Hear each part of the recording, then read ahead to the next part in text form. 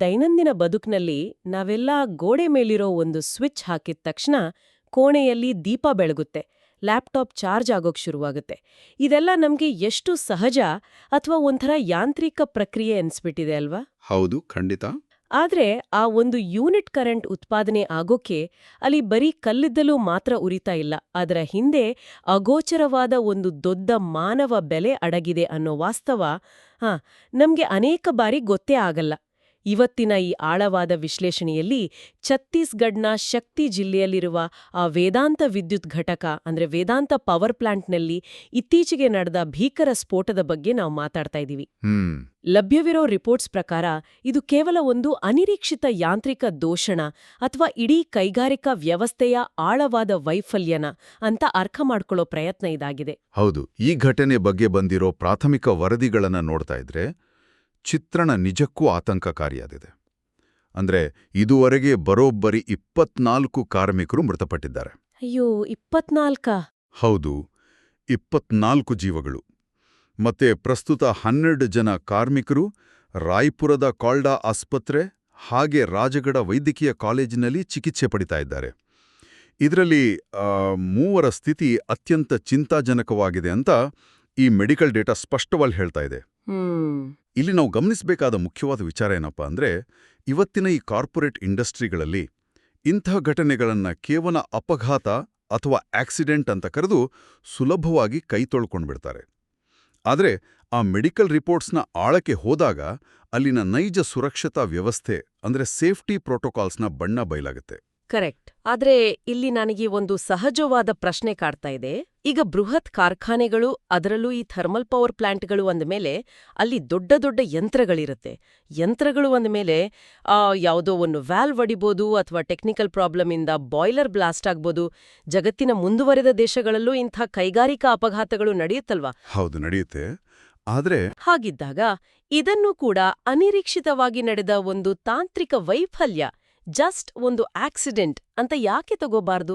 ಮೇಲ್ನೋಟಕ್ಕೆ ನೀವು ಹೇಳಿದ ಹಾಗೆ ಇದು ಕೇವಲ ಒಂದು ಮೆಷಿನ್ ಫೇಲ್ಯೂರ್ ತರನೇ ಕಾಣುತ್ತೆ.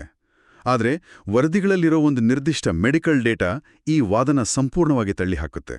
ಆಸ್ಪತ್ರೆಗೆ ದಾಖಲಾದ ಮತ್ತೆ ಮೃತಪಟ್ಟ ಕಾರ್ಮಿಕರ ದೇಹ ಏನಿದೆ ಅದು 90% ಸುಟ್ಟು ಕರಕಲಾಗಿದೆ ಅಂತ ರಿಪೋರ್ಟ್ಸ್ ಹೇಳ್ತಾ ಇವೆ. 90%? ಹೌದು. ವೈದ್ಯಕೀಯ ವಿಜ್ಞಾನದ ಪ್ರಕಾರ 90% ಸುಟ್ಟು ಗಾಯಗಳು ಆಗಿದೆ ಅಂದ್ರೆ ಅದು ಕೇವಲ ಒಂದು ಯಂತ್ರದ ದೋಷಣ ಮಾತ್ರ ಸೂಚಿಸಲ್ಲ.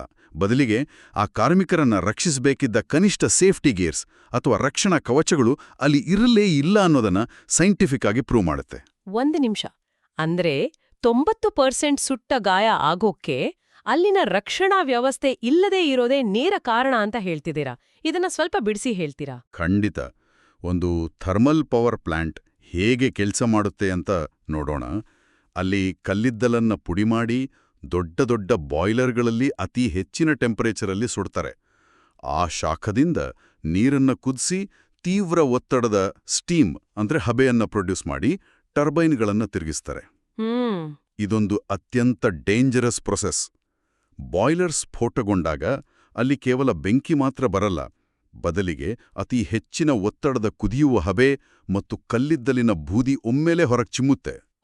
ಇಂಥ ಜಾಗಗಳಲ್ಲಿ ಕೆಲಸ ಮಾಡೋ ಕಾರ್ಮಿಕರಿಗೆ ನೋಮೆಕ್ಸ್ ಅಂದ್ರೆ ಫ್ಲೇಮ್ ರಿಟಾರ್ಡೆಂಟ್, ಬೆಂಕಿ ತಡೆಯೋ ಉಡುಪುಗಳನ್ನು ಕೊಡ್ಲೇಬೇಕು ಅನ್ನೋದು ಮೂಲಭೂತ ನಿಯಮ. ಅಂದ್ರೆ ಆ ನೋಮೆಕ್ಸ್ ಉಡುಪುಗಳನ್ನ ಹಾಕೊಂಡಿದ್ರೆ ಈ ಬ್ಲಾಸ್ಟ್ ತೀವ್ರತೆಯಿಂದ ಅವರು ಬದುಕುಳಿಯೋ ಚಾನ್ಸಸ್ ಇತ್ತಾ? ಹೌದು, ಖಂಡಿತ ಇತ್ತು. ನೋಡಿ, ಆ ಉಡುಪುಗಳು ಸ್ಫೋಟನ ತಡೆಯಲ್ಲ, ಆದ್ರೆ ಬೆಂಕಿ ಮತ್ತೆ ಮನುಷ್ಯನ ಚರ್ಮದ ನಡುವೆ ಒಂದು ತಡೆಗೋಡೆ ಥರ ಕೆಲಸ ಮಾಡುತ್ತೆ. ಒಂದು ವೇಳೆ ಆ ಕಾರ್ಮಿಕರು ಸೂಕ್ತವಾದ ಸೇಫ್ಟಿ ಜಾಕೆಟ್, ಹೆಲ್ಮೆಟ್ ಮತ್ತೆ ಬೂಟ್ಸ್ ಧರಿಸಿದ್ರೆ ಆ ಸ್ಫೋಟದ ರಭಸಕ್ಕೆ ಅವರಿಗೆ ಗಾಯಗಳಾಗ್ಬೋದಿತ್ತು, ಮೂಳೆ ಮುರಿಬೋದಿತ್ತು, ಅಥವಾ ಒಂದು 20-30% ಸುಟ್ಟ ಗಾಯಗಳಾಗ್ಬೋದಿತ್ತು. ಆದ್ರೆ 90% ಸುಟ್ಟಿದೆ ಅಂದ್ರೆ ಅದರ ಅರ್ಥ ಒಂದೇ, ಆ ಕಾರ್ಮಿಕರು ಸಾಮಾನ್ಯ ಹತ್ತಿ ಬಟ್ಟೆಗಳಲ್ಲಿ ಅಥವಾ ಯಾವುದೇ ಸೇಫ್ಟಿ ಗೇರ್ ಇಲ್ಲದೆ ಆ ದೊಡ್ಡ ಬಾಯ್ಲರ್ಗಳ ಹತ್ರ ಕೆಲಸ ಮಾಡ್ತಾ ಇದ್ರು. ಸ್ಫೋಟದ ಬೆಂಕಿಗೆ ಅವರ ದೇಹ ನೇರವಾಗಿ ಎಕ್ಸ್ಪೋಸ್ ಆಗಿದೆ. ಇದನ್ನೇ ನಾವು ಸಿಸ್ಟಮಿಕ್ ಫೇಲಿಯರ್ ಅನ್ನೋದು. ಇದನ್ನ ಕೇಳ್ತಾ ಇದ್ರೆ ನನಗೆ ಆ ಸೈನಿಕರನ್ನ ಯುದ್ಧಭೂಮಿಗೆ ಕಳಿಸುವಾಗ ಅವರಿಗೆ ಯಾವುದೇ ಗುರಾಣಿ ಅಥವಾ ಬುಲೆಟ್ ಪ್ರೂಫ್ ಜಾಕೆಟ್ ಕೊಡದೆ ಬರಿಗೈಯಲ್ಲಿ ಶತ್ರುಗಳ ಮುಂದೆ ನಿಲ್ಸಿದ ಹಾಗೆ ಅನಿಸ್ತಾ ಇದೆ. ಶತ್ರುವಿನ ಗುಂಡು ತಗುಲಿದ್ರೆ ಅದು ಅನಿರೀಕ್ಷಿತ ಅಪಘಾತ ಅಲ್ಲ, ಬದ್ಲಿಗೆ ಕಳಿಸಿದವರ ನಿರ್ಲಕ್ಷ್ಯ ಅಲ್ವಾ? ಎಕ್ಸಾಕ್ಟ್ ಆಗಿ ನಿಖರವಾದ ಹೋಲಿಕೆ ಇದು. ಇದರ ಜೊತೆಗೆ ಈಗಿನ ಮಾಡರ್ನ್ ಪ್ಲಾಂಟ್ಗಳಲ್ಲಿ ಆಟೋಮೆಟಿಕ್ ಶಟ್ ಆಫ್ ವಾಲ್ವ್ಗಳು ಮತ್ತೆ ಬ್ಲಾಸ್ಟ್ ವಾಲ್ವ್ಗಳು ಇರಬೇಕು. ಪ್ರೆಷರ್ ಜಾಸ್ತಿಯಾದಾಗ ತಾನಾಗಿಯೇ ಅಲಾರ್ಮ್ ಬಡ್ದು ಯಂತ್ರ ಆಫ್ ಆಗಬೇಕು. ಆದರೆ ಈ ರಿಪೋರ್ಟ್ಸ್ ಪ್ರಕಾರ ಇಂತಹ ಯಾವುದೇ ಮುನ್ನೆಚ್ಚರಿಕಾ ವ್ಯವಸ್ಥೆಗಳು ಸರಿಯಾಗಿ ಕೆಲಸ ಮಾಡಿರೋ ಬಗ್ಗೆ ದಾಖಲೆಗಳೇ ಇಲ್ಲ. ಅಲ್ಲಿನ ಛತ್ತೀಸ್ಗಢದ ಸ್ಥಳೀಯ ಕಾರ್ಮಿಕನೊಬ್ಬನ ಕೇಸ್ ಬಗ್ಗೆ ವರದಿಗಳಲ್ಲಿ ಹೇಳಿದ್ದಾರೆ. ಆತ ಬರೋಬ್ಬರಿ 6 ದಿನಗಳ ಕಾಲ ಆಸ್ಪತ್ರೆ ಬೆಡ್ ಮೇಲೆ ಅಕ್ಷರಶಃ ನರಕಯಾತನೆ ಅನುಭವಿಸಿ ರವಿವಾರ ಬೆಳಿಗ್ಗೆ ತೀರ್ಕೊಂಡಿದ್ದಾನೆ. ಅಯ್ಯೋ ದೇವ್ರೇ! ಆ 6 ದಿನಗಳ ನರಳಾಟ ಕೇವಲ 1 ದಿನದ ಸ್ಫೋಟದ ರಿಸಲ್ಟ್ ಅಲ್ಲ, ಅದು ಆ ಘಟಕದ ಒಳಗೆ ವರ್ಷಗಳಿಂದ ನಿರ್ಲಕ್ಷ್ಯ ಮಾಡಲಾದ ಸೇಫ್ಟಿ ರೂಲ್ಸ್ನ ನೇರ ಪರಿಣಾಮ. ನಿಜ. ಈ ವೈದ್ಯಕೀಯ ಮತ್ತೆ ತಾಂತ್ರಿಕ ವಿಚಾರಗಳನ್ನ ಸ್ವಲ್ಪ ಪಕ್ಕಕ್ಕಿಟ್ಟು ನೋಡಿದಾಗ ರಿಪೋರ್ಟ್ಸ್ನಲ್ಲಿರೋ ಇನ್ನೊಂದು ವಿಚಾರ ನನಗೆ ಬಹಳ ಕುತೂಹಲ ಅಂತ ಅನ್ನಿಸ್ತು, ಜೊತೆಗೆ ಆತಂಕಕಾರಿಯೂ ಹೌದು. ಯಾವುದು? ಈ ಬಲಿಪಶುಗಳ ಹಿನ್ನೆಲೆ ನೋಡಿದಾಗ ಇತ್ತೀಚಿನ 3 ಸಾವುಗಳಲ್ಲಿ ಇಬ್ಬರ ಡೀಟೇಲ್ಸ್ ಹೀಗಿದೆ ನೋಡಿ. ಪಶ್ಚಿಮ ಬಂಗಾಳದ ಮೆದಿನಿಪುರದಿಂದ ಬಂದಿದ್ದ ಸುಬ್ರತಾ ಕುಮಾರ್ಜನ್ ಮತ್ತೆ ಝಾರ್ಖಂಡಿನ ಗರವಾ ನಿವಾಸಿ ಉಪೇಂದ್ರ ಶಾ. ಛತ್ತೀಸ್ಗಢದಲ್ಲಿರೋ ಒಂದು ಫ್ಯಾಕ್ಟರಿಗೆ ಪಶ್ಚಿಮ ಬಂಗಾಳ ಮತ್ತೆ ಝಾರ್ಖಂಡ್ನಿಂದ ಸಾವಿರಾರು ಕಿಲೋಮೀಟರ್ ದೂರ ಪ್ರಯಾಣ ಮಾಡಿ ಈ ಕಾರ್ಮಿಕರು ಬಂದಿದ್ದಾರೆ. ಸಾಮಾನ್ಯವಾಗಿ ಯಾವುದೇ ಫ್ಯಾಕ್ಟರಿ ಶುರುವಾದಾಗ ಅಲ್ಲಿನ ಸ್ಥಳೀಯರಿಗೆ ಉದ್ಯೋಗ ಸಿಗುತ್ತೆ ಅನ್ನೋ ನಿರೀಕ್ಷೆ ಇರುತ್ತೆ. ಆದ್ರೆ ಈ ದೊಡ್ಡ ದೊಡ್ಡ ಕಂಪನಿಗಳು ಲೋಕಲ್ ಜನರಿಗಿಂತ ಇಂಥ ಹೊರರಾಜ್ಯದ ವಲಸೆ ಕಾರ್ಮಿಕರನ್ನೇ ಇಷ್ಟು ದೊಡ್ಡ ಮಟ್ಟದಲ್ಲಿ ಕೆಲಸಕ್ಕೆ ತಗೊಳ್ಳೋದ್ರ ಹಿಂದಿನ ಲೆಕ್ಕಾಚಾರ ಏನು? ಇಂಡಸ್ಟ್ರಿಯಲ್ ಸೆಕ್ಟರ್ನ ಸಾಮಾಜಿಕ ಮುಖನ ಅರ್ಥ ಮಾಡ್ಕೊಳ್ಳೋಕೆ ಇದೊಂದು ಅತ್ಯುತ್ತಮವಾದ ಪ್ರಶ್ನೆ. ವರದಿಗಳು ಮತ್ತೆ ಕಾರ್ಮಿಕ ತಜ್ಞರು ಹೇಳೋ ಹಾಗೆ ಇದನ್ನು ಕಾಕತಾಳೀಯ ಅಲ್ಲ, ಇದೊಂದು ಪಕ್ಕಾ ಕ್ಯಾಲ್ಕುಲೇಟೆಡ್ ನಿರ್ಧಾರ. ಅಂದ್ರೆ ಸಾವಿರಾರು ಕಿಲೋಮೀಟರ್ ದೂರದಿಂದ ಬರುವ ಈ ಮೈಗ್ರೆಂಟ್ ವರ್ಕರ್ಸ್, ವಲಸೆ ಕಾರ್ಮಿಕರು ಅತ್ಯಂತ ದುರ್ಬಲ ವರ್ಗದವರಾಗಿರ್ತಾರೆ. ಊರಲ್ಲಿ ಕೆಲಸ ಇರಲ್ಲ, ಕೇವಲ ದಿನಗೂಲಿಯ ಆಸೆಯಿಂದ ವಲಸೆ ಬಂದಿರ್ತಾರೆ. ಅದೇ ಸ್ಥಳೀಯ ಕಾರ್ಮಿಕರಾದ್ರೆ ಅವರಿಗೆ ಆ ಊರಿನಲ್ಲಿ ಒಂದು ಹಿನ್ನೆಲೆ ಇರುತ್ತೆ, ರಾಜಕೀಯ ಬೆಂಬಲ ಇರ್ಬೋದು, ಅಥವಾ ಯೂನಿಯನ್ಗಳ ಸಪೋರ್ಟ್ ಇರುತ್ತೆ. ಕರೆಕ್ಟ್. ಒಂದು ವೇಳೆ ಸೇಫ್ಟಿ ಗೇರ್ ಇಲ್ಲ, ಡೇಂಜರಸ್ ವಾತಾವರಣ ಇದೆ ಅಂದ್ರೆ ಆ ಸ್ಥಳೀಯರು ಪ್ರತಿಭಟನೆ ಮಾಡೋ ಅಥವಾ ಕೆಲಸ ನಿಲ್ಲಿಸೋ ಸಾಧ್ಯತೆ ಜಾಸ್ತಿ ಇರುತ್ತೆ. ಓಹೋ, ಅಂದ್ರೆ ವಲಸೆ ಕಾರ್ಮಿಕರಿಗೆ ಆ ತರಹದ ಯಾವುದೇ ಲೋಕಲ್ ಸಪೋರ್ಟ್ ಇರಲ್ಲ. ಹಾಗಾಗಿ ಅವರು ಪ್ರಶ್ನೆ ಮಾಡೋ ಸಾಧ್ಯತೆ ತೀರಾ ಕಡಿಮೆ ಅನ್ನೋದು ಕಂಪನಿಗಳ ಲೆಕ್ಕಾಚಾರನಾ? ಖಂಡಿತವಾಗಿಯೂ. ವಲಸೆ ಕಾರ್ಮಿಕರಿಗೆ ಭಾಷೆ ಗೊತ್ತಿರಲ್ಲ, ಊರು ಹೊಸ್ತು, ಅವರು ತಮ್ಮ ಹಕ್ಕುಗಳಿಗಾಗಿ ಧ್ವನಿ ಎತ್ತೋ ಧೈರ್ಯ ಮಾಡೋದೇ ಇಲ್ಲ. ಏನಾದ್ರೂ ಅನ್ಯಾಯ ಆದ್ರೆ ಅವರ ಪರವಾಗಿ ನಿಲ್ಲೋಕೆ ಲೋಕಲ್ ಲೀಡರ್ಸ್ ಕೂಡ ಬರಲ್ಲ. ಈ ದೊಡ್ಡ ಕಂಪನಿಗಳಿಗೆ ಬೇಕಾಗಿರೋದು ಕೇವಲ ಚೀಪ್ ಲೇಬರ್ ಮತ್ತೆ ಪ್ರಶ್ನಿಸದ ಕಾರ್ಮಿಕರು. ಹೌದು ಹೌದು. ಮತ್ತೆ ಈ ಇನ್ನೊಂದು ಪ್ರಮುಖ ತಾಂತ್ರಿಕ ಅಂಶ ಅಂದ್ರೆ ಈ ಗುತ್ತಿಗೆ ವ್ಯವಸ್ಥೆ, ಕಾಂಟ್ರಾಕ್ಟರ್ ಸಿಸ್ಟಮ್ ಅಂತೀವಲ್ಲ ಅದು. ಈ ವಲಸೆ ಕಾರ್ಮಿಕರನ್ನ ಕಂಪನಿಗಳು ನೇರವಾಗಿ ತಮ್ಮ ಆನ್ ರೋಲ್ ಎಂಪ್ಲಾಯೀಸ್ ಆಗಿ ಅಪಾಯಿಂಟ್ ಮಾಡ್ಕೊಳ್ಳಲ್ಲ, ಬದಲಿಗೆ ಥರ್ಡ್ ಪಾರ್ಟಿ ಕಾಂಟ್ರಾಕ್ಟರ್ಸ್ ಮೂಲಕ ಕರ್ಕೊಂಡು ಬರ್ತಾರ. ಒಂದು ನಿಮಿಷ, ಇದರಿಂದ ಕಂಪನಿಗಳಿಗೆ ಲೀಗಲ್ ಆಗಿ ಏನಾದರೂ ಲಾಭ ಇದೆಯಾ? ಲಾಭ ಅಂದ್ರೆ ದೊಡ್ಡ ಲಾಭನೇ ಇದೆ. ಇದೊಂದು ರೀತಿಯ ಲೀಗಲ್ ಫೈರ್ವಾಲ್ ಇದ್ದ ಹಾಗೆ. ಪೇಪರ್ ಮೇಲೆ ಈ ಕಾರ್ಮಿಕರು ಆ ವೇದಾಂತ ಕಂಪನಿಯ ಎಂಪ್ಲಾಯೀಸ್ ಅಲ್ಲವೇ ಅಲ್ಲ, ಅವರು ಯಾವುದೋ ಗುತ್ತಿಗೆದಾರನ ಕೆಲಸಗಾರರು. ಅಯ್ಯೋ.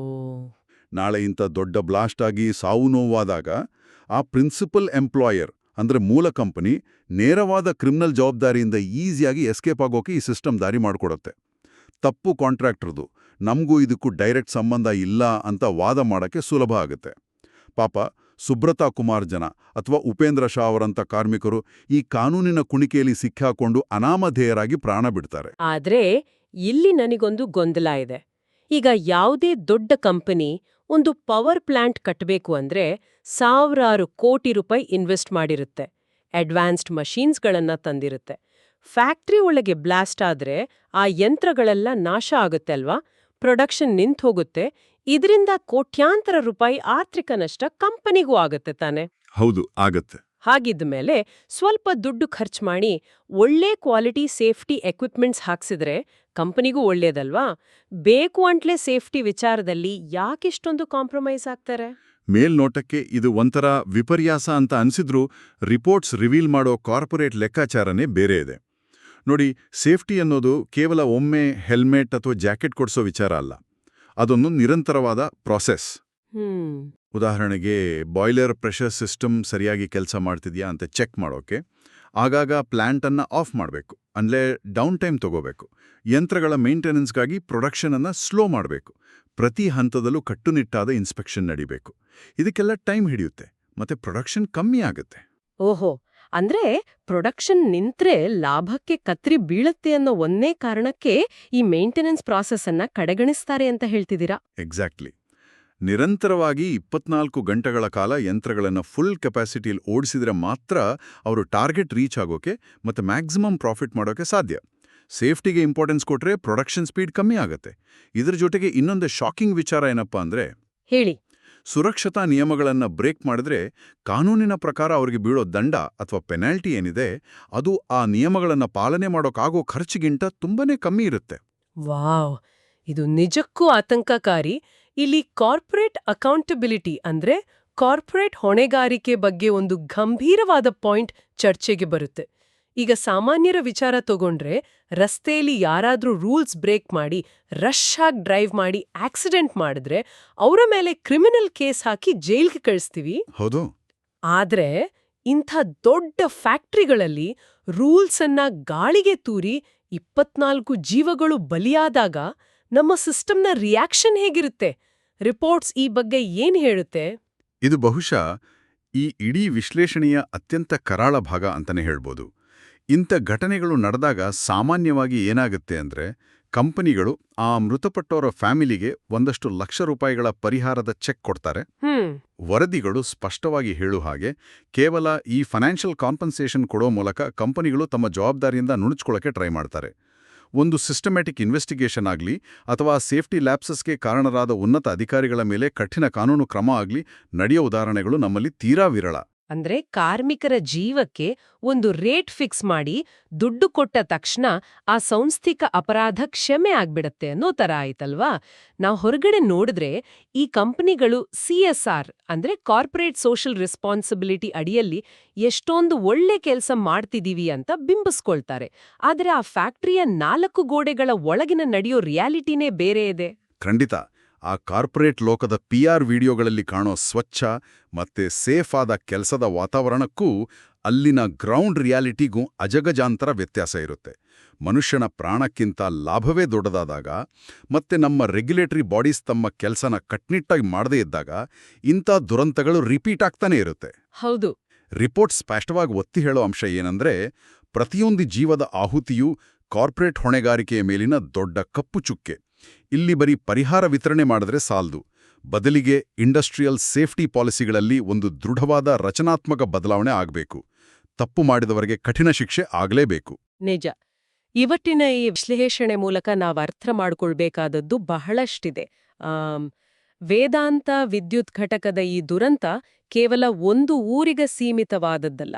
90% ಸುಟ್ಟ ಗಾಯಗಳಿಗೆ ಕಾರಣವಾದ ಆ ಸೇಫ್ಟಿ ಗೇರ್ಸ್ ಕೊರತೆ, ಗುತ್ತಿಗೆ ವ್ಯವಸ್ಥೆ ಮೂಲಕ ವಲಸೆ ಕಾರ್ಮಿಕರನ್ನ ಶೋಷಣೆ ಮಾಡೋ ಲೀಗಲ್ ಲೂಕ್ಹೋಲ್ಸ್, ಮತ್ತೆ ಪರಿಹಾರದ ದುಡ್ಡಿನ ಮೂಲಕ ತಮ್ಮ ತಪ್ಪನ್ನ ಮುಚ್ಚಿ ಹಾಕೋ ಕಾರ್ಪೊರೇಟ್ ಲೆಕ್ಕಾಚಾರ, ಇವೆಲ್ಲವೂ ನಮ್ಮ ಕಣ್ಣು ಮುಂದಿರೋ ಆತಂಕಕಾರಿ ಫ್ಯಾಕ್ಟ್ಸ್.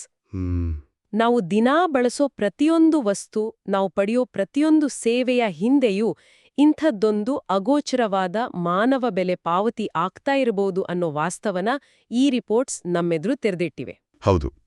ಮಾರುಕಟ್ಟೆಯಲ್ಲಿ ನಾವು ನೋಡೋ ರೆಡಿ ಪ್ರಾಡಕ್ಟ್ಸ್ ಹಿಂದೆ ಇರೋ ಆ ಮ್ಯಾನುಫ್ಯಾಕ್ಚರಿಂಗ್ ಪ್ರಾಸೆಸ್ ಮತ್ತೆ ಅದರಲ್ಲಿ ಕೆಲಸ ಮಾಡೋ ಶ್ರಮಿಕರ ಸ್ಥಿತಿಗತಿ ಬಗ್ಗೆ ನಾವು ಇನ್ನಷ್ಟು ಅವೇರ್ ಆಗಿರಬೇಕು. ನಿಯಮಗಳು ಕೇವಲ ಬುಕ್ಸ್ನಲ್ಲಿದ್ರೆ ಸಾಲದು, ಅವು ಗ್ರೌಂಡ್ ಲೆವೆಲ್ನಲ್ಲಿ ಎಕ್ಸಿಕ್ಯೂಟ್ ಆಗೋ ಥರ ನೋಡ್ಕೊಳ್ಳೋ ಸ್ಟ್ರಾಂಗ್ ಸಿಸ್ಟಮ್ ಬೇಕು ಅನ್ನೋದು ಈ ಡೇಟಾ ನಮಗೆ ಕಲಿಸೋ ಪಾಠ. ಖಂಡಿತ. ಈ ವಿಶ್ಲೇಷಣೆಯ ಕೊನೆಯಲ್ಲಿ ಈ ಎಲ್ಲಾ ಡೇಟಾ ಮತ್ತೆ ಕಾರ್ಪೊರೇಟ್ ಸ್ಟ್ರಾಟಜೀಸ್ ನೋಡಿದಾಗ ನನಗೊಂದು ಆಳವಾದ ಪ್ರಶ್ನೆ ಕಾಡ್ತಾ ಇದೆ. ಕಾರ್ಮಿಕರ ಸಾವಿನ ನಂತರ ಕಂಪನಿಗಳು ಕೊಡೋ ಆರ್ಥಿಕ ಪರಿಹಾರದ ಮೊತ್ತ, ಫ್ಯಾಕ್ಟರಿಯಲ್ಲಿ ಅಡ್ವಾನ್ಸ್ಡ್ ಆಟೋಮ್ಯಾಟಿಕ್ ಸೇಫ್ಟಿ ಸಿಸ್ಟಮ್ಸ್ ಅಳವಡಿಸೋಕೆ ಆಗೋ ಕೋಟ್ಯಾಂತರ ರೂಪಾಯಿ ಖರ್ಚಿಗಿಂತ ತುಂಬಾನೇ ಕಡಿಮೆ ಇದ್ದಾಗ ಈ ಬೃಹತ್ ಉದ್ಯಮಗಳು ಕಾರ್ಮಿಕರ ಸಾವನ್ನೇ ತಮ್ಮ ಬಿಸ್ನೆಸ್ನ ಒಂದು ಭಾಗ, ಅಂದ್ರೆ ಕಾಸ್ಟ್ ಆಫ್ ಡೂಯಿಂಗ್ ಬಿಸ್ನೆಸ್ ಅಂತ ತೀರ್ಮಾನ ಮಾಡಿಬಿಟ್ಟಿದ್ದಾರಾ? ಕಾರ್ಮಿಕರ ಸುರಕ್ಷತೆಯು ಅವರ ಸಾವಿನ ಪರಿಹಾರಕ್ಕಿಂತ ಹೆಚ್ಚು ಲಾಭದಾಯಕ ಆಗೋ ಥರ ನಮ್ಮ ಕಾನೂನುಗಳನ್ನ ನಾವು ಹೇಗೆ ಬದಲಾಯಿಸಬೇಕು ಅನ್ನೋದು ಭವಿಷ್ಯದ ಇಂಡಸ್ಟ್ರಿಯಲ್ ಪಾಲಿಸಿಗಳನ್ನ ರೂಪಿಸುವಾಗ ಪ್ರಧಾನವಾಗಿ ಚರ್ಚೆ ಆಗ್ಬೇಕಿದೆ. ಅಲ್ಲಿವರೆಗೆ ನಾವು ಬಳಸುವ ಪ್ರತಿಯೊಂದು ಸೌಲಭ್ಯದ ಹಿಂದಿನ ಕರಾಳ ವಾಸ್ತವದ ಬಗ್ಗೆ ನಾವು ಎಚ್ಚರದಿಂದ ಇರೋಣ.